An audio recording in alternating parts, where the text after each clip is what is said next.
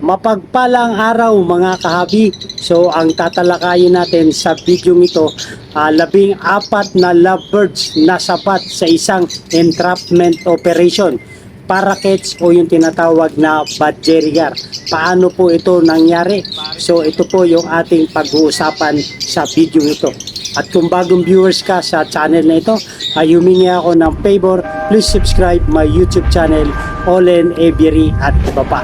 So mga kahabi, meron tayong isang kababayan o isang mag-iibon na nasapat ng mga kooperatiba sa pamamagitan ng entrapment operation. So paano nangyari ito? So hayaan nyo munang ibalita ko po muna sa inyo ang kaganapan sa operation na ito.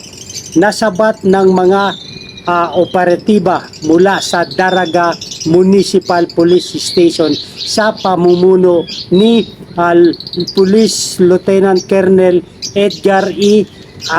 Asyotea. So ayaw ko ito yung tamang pronounce ng PLTCOL, Police Lieutenant Colonel ba yan? O Chief of Police, ang 14 na lovebirds o yung tinatawag na parakeets sa isinagawang entrapment operation laban sa illegal na pagbebenta ng mga wildlife species nitong ika-Hunyo 11 sa taong kasalukuyang 2025 sa isang barangay sa Daraga, Albay. Ang operasyon ay isinagawa matapos makatanggap ng impormasyon mula sa isang concerned citizen hinggil sa pagbebenta ng nasabing mga ibon sa pamamagitan ng online platforms na walang kaukulang permit mula sa Department of Environment and Natural Resources o yung DENR. So, meron po tayong isang kahabi na nahulihan ng parakeets. So, sa hindi po nakakaalam na parakeets ay ito po ay isang uri ng lovebirds. So, yung conservation status po nito ay least concern ayon sa IUCN. Yung scientific name nito mga kahabi o yung binomial name nito ay Melopsitacus undulatus. So ayon sa ating na impormasyon ay ito ay nagbenta ng mga wildlife species na walang kaukulang dokumento.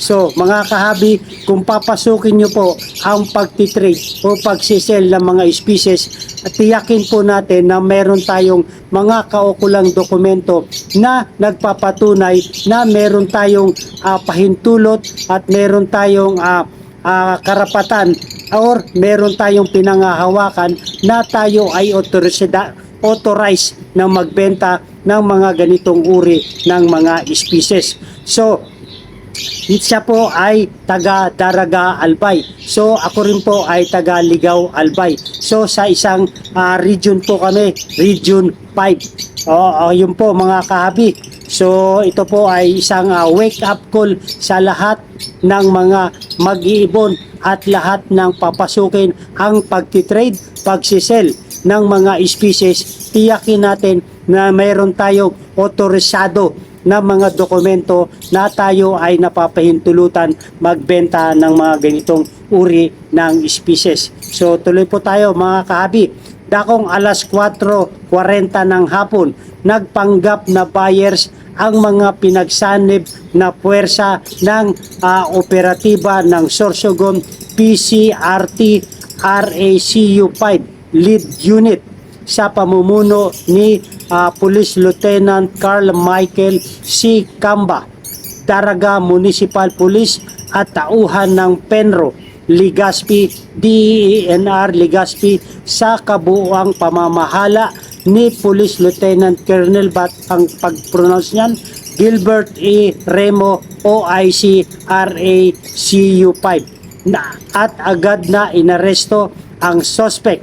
So yun po mga kahabi. So ingat po tayo sa pagbebenta, lalong-lalo na po sa social media or yung online platform.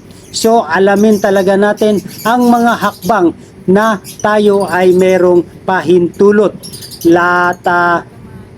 Lalo na po sa pagbebenta ng mga species, at ito ay napapabilang sa mga least concern hanggang sa extinct. So dapat alamin natin yung mga uri ng species na inaalagaan natin na sa pagbebenta ay kinakailang pa ng mga kaukulang dokumento.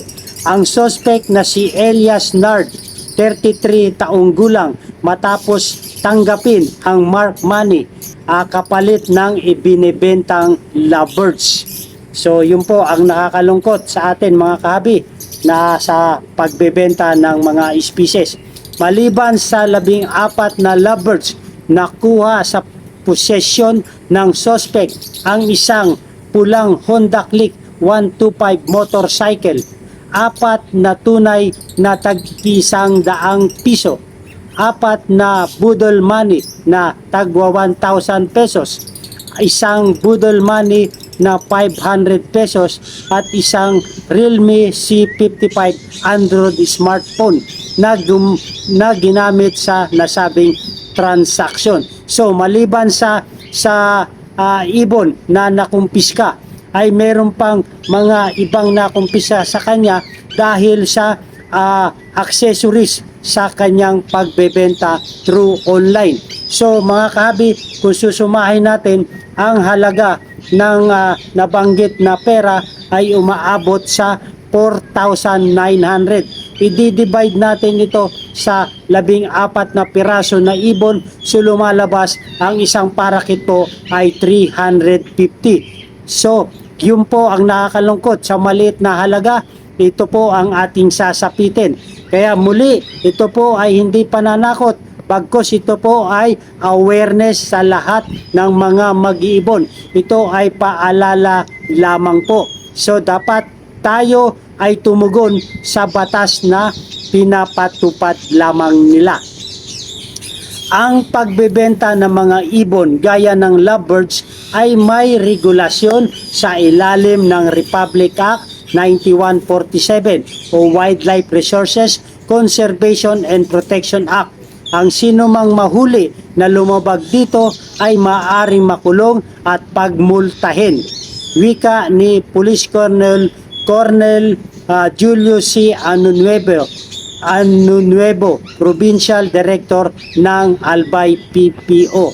So mga kahabi, dapat alamin natin ang RA 9147 dahil ito po yung ginagamit ng mga kooperatiba laban sa mga illegal trade. Mga kahabi, pwede nyo pong i-download ang Republic Act 9147 sa Google or sa DENR.gov.ph ay pwede nyo pong ma-download, at dapat maintindihan natin ang Republic Act 9147 kung papasukin natin ang pag-aalaga ng mga species at pagtitrade at pagkokolekt ng mga nasambit na mga species. Dahil sa RA 9147, ito ang batas na nagpapatibay sa ating pag-aalaga. At ito rin po ang batas ng mga kooperatiba, ng mga maritime police at mga kawani ng DNR upang ipatupad naman ang mga illegal activities. Katulad po sa RA 9147, Section 7, Illegal Acts, Paragraph E, Illegal Trading of Wildlife, Paragraph F, Collecting, Hunting, or Possessing Wildlife by Products and their derivatives. So, dito po sa Section 7 ay hindi nila pinahintulutan ang trading of wildlife.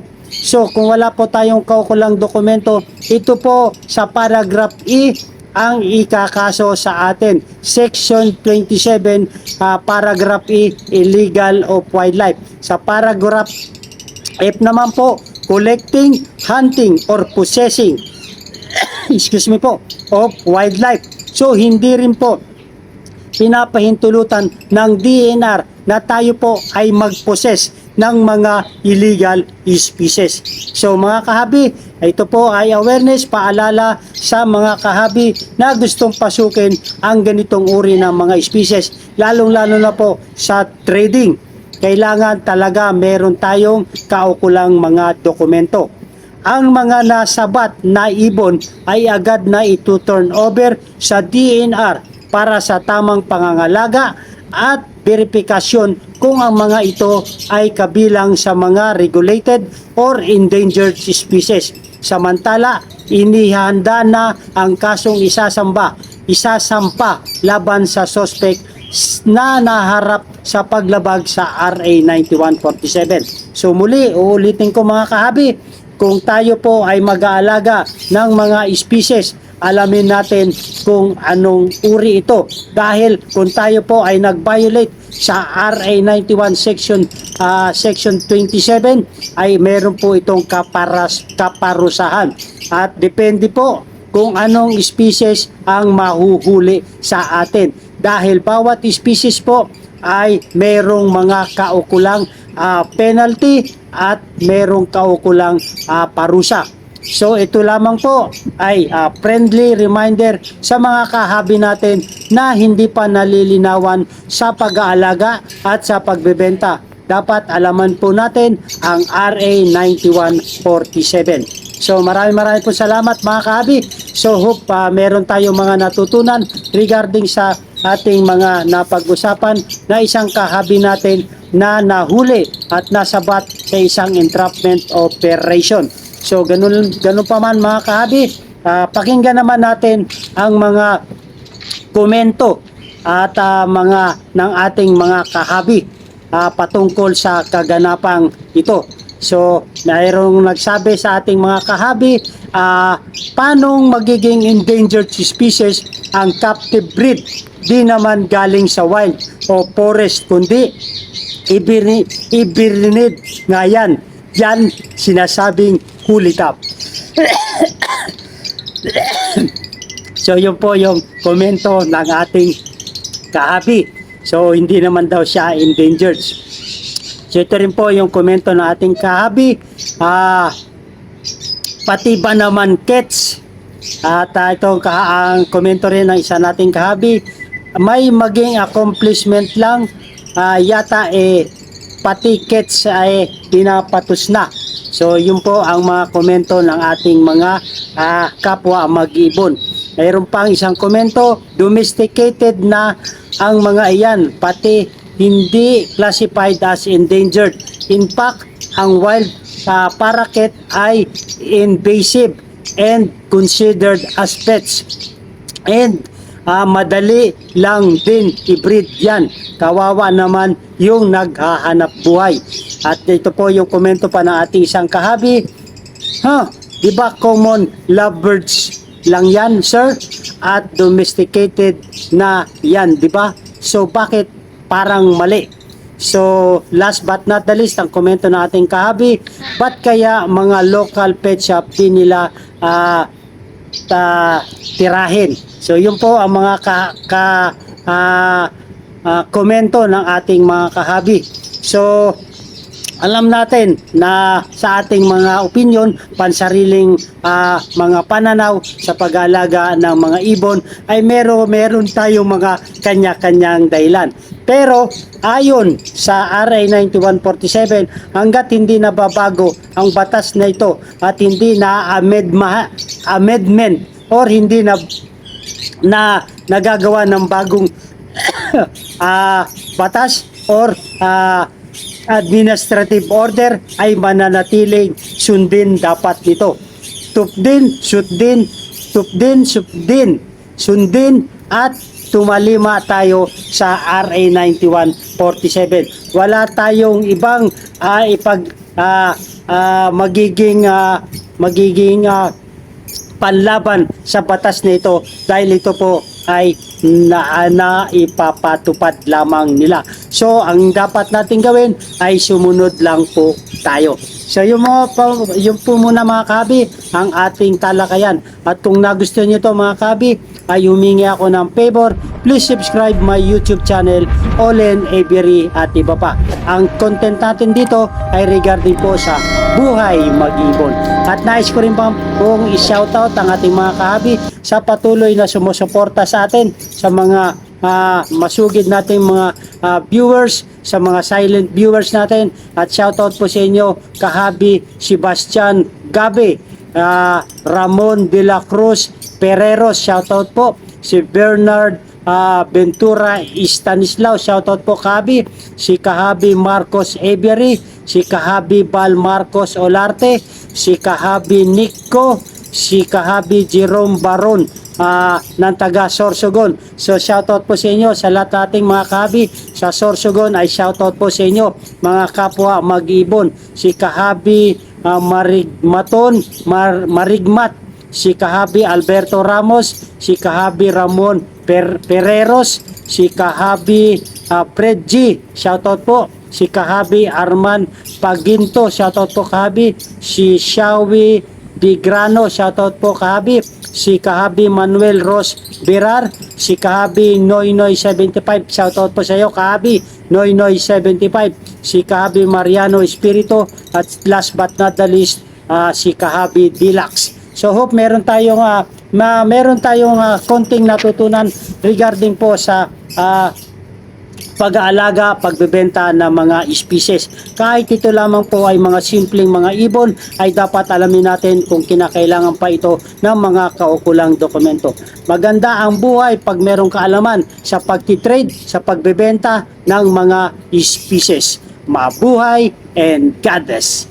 Thank you for watching!